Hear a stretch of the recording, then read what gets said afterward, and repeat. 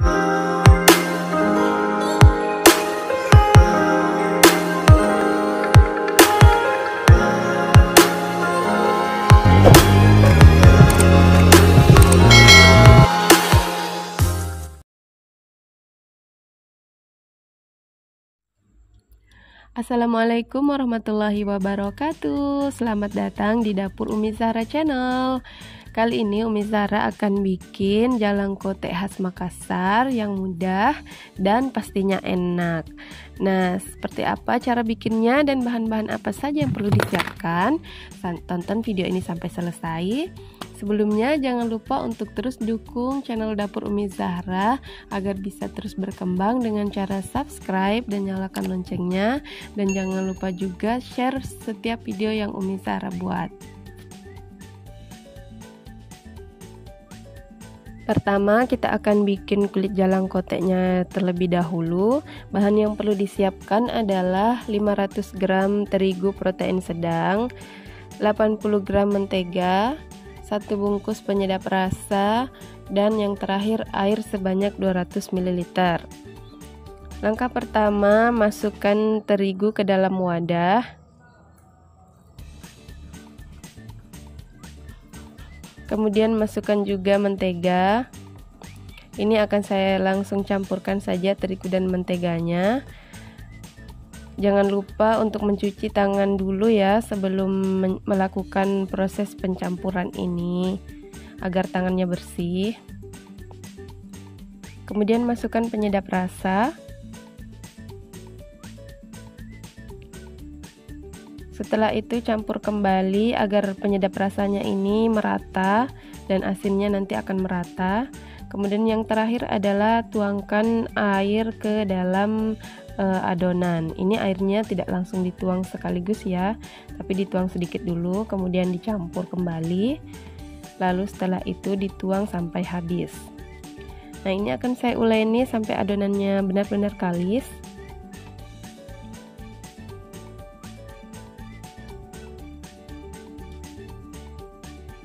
Nah, ini sudah kalis, ini akan saya sisihkan terlebih dahulu. Kemudian selanjutnya saya akan membuat isian jalang kote. Bahan yang diperlukan untuk membuat isian jalang kote adalah bihun, wortel, kentang, telur rebus, dan untuk bumbunya di sini saya menggunakan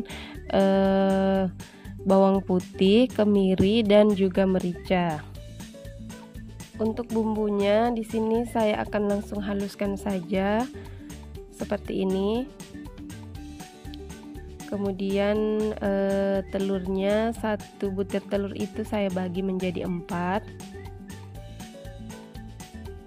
Untuk wortelnya dipotong kecil-kecil kemudian direndam dengan air hangat, dan bihunnya juga ini sudah saya rendam dengan air hangat. Ini akan langsung kita tumis. Masukkan bumbunya. Masukkan wortel dan kentang bersamaan. Setelah itu masukkan bihun, kita tumis sampai matang. Tambahkan penyedap rasa.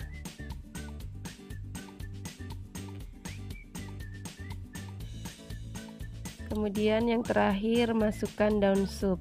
Jangan lupa ini dites rasanya ya.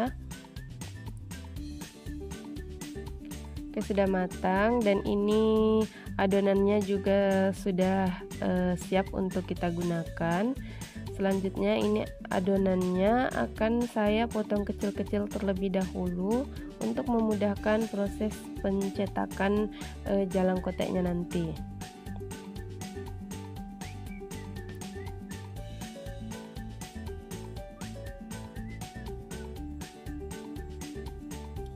Setelah semua bagian saya potong kecil-kecil seperti ini, kemudian saya ambil satu bagian dan ini akan saya tipiskan.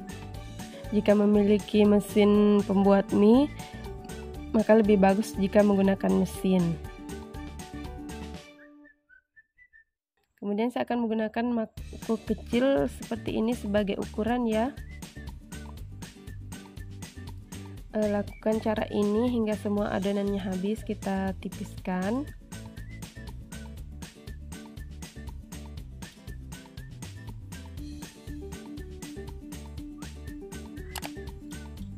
Setelah selesai membuat kulitnya, ini ambil satu bagian kulit, kemudian taruh di telapak tangan seperti ini.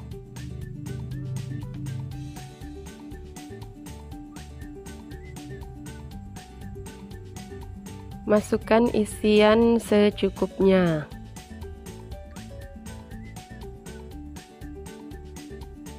Kemudian tambahkan satu bagian telur. Nah, caranya ini kita rapatkan kedua sisi dengan cara dicubit-cubit seperti ini.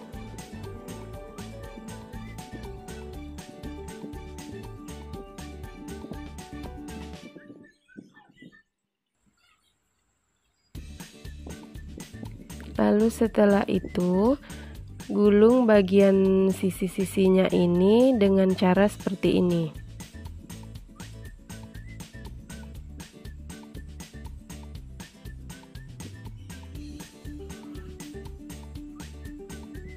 Jadi seperti itu ya cara membuat jalang koteknya. Cara yang kedua, kita bisa menggunakan cetakan seperti ini. Jika ingin menggunakan cetakan seperti ini lebih mudah dan bisa menghemat waktu juga. Tapi untuk hasil yang pertama menurut saya lebih cantik dibanding menggunakan cetakan ya. Dan hasil jalang koteknya juga itu lebih rapat dan tidak akan dimasuki minyak di bagian dalamnya. Caranya seperti ini ya, menggunakan cetakan sangat gampang sekali.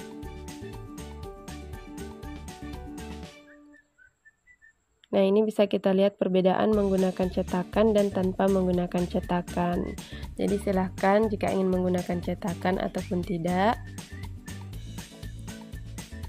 Jika sudah selesai membuat jalang koteknya, kita akan memanaskan minyak terlebih dahulu.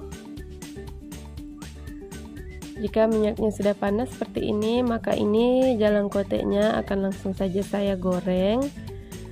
Tips untuk menggoreng jalang kotek itu adalah dengan cara selalu membolak-balik jalang kotek agar matangnya itu bisa secara merata.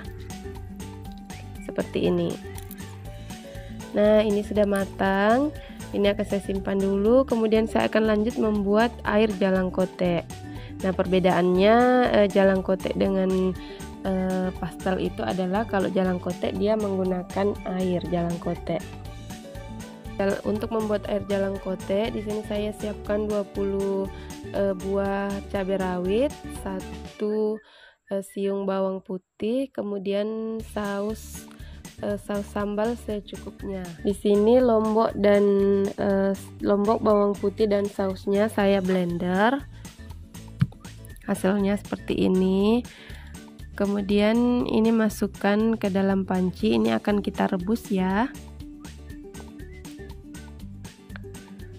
Tambahkan sebanyak 5 sendok makan gula pasir. Dan tambahkan 250 ml air putih.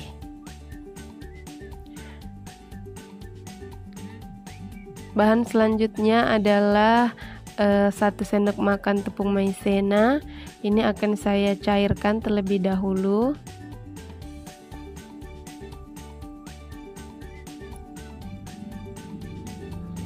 Oke, setelah itu ini kita akan langsung rebus saja air jalang koteknya. Tambahkan setengah sendok makan garam, kemudian micin seujung sendok. Aduk, kemudian masak hingga mendidih. Setelah mendidih, tambahkan asam cuka seperti ini sebanyak 2 sendok makan.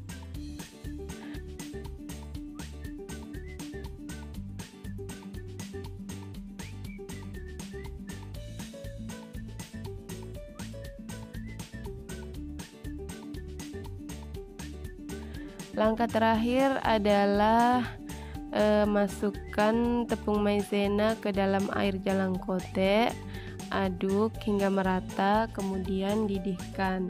Setelah mendidih, ini apinya kita matikan. Nah, seperti inilah tampilan jalangkote yang tadi Umi Zahra buat. Ini jalangkotenya tampilannya cantik sekali. Kalau di Sulawesi Selatan khususnya, ini menjadi makanan jajanan terfavorit.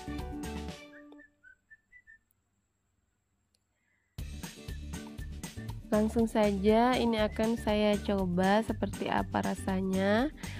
Cara makannya itu seperti ini ya, boleh dibelah dua seperti cara saya, kemudian dimasukkan air jalangkote ke dalamnya, atau boleh juga dengan cara digigit bagian ujungnya kemudian dimasukkan air jalangkote ke dalamnya.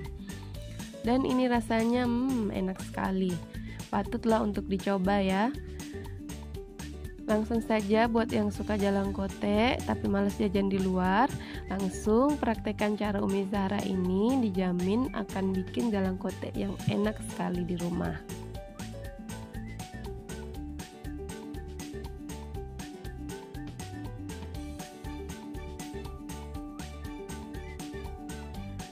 Jadi seperti itulah tadi cara membuat jalangkote yang enak.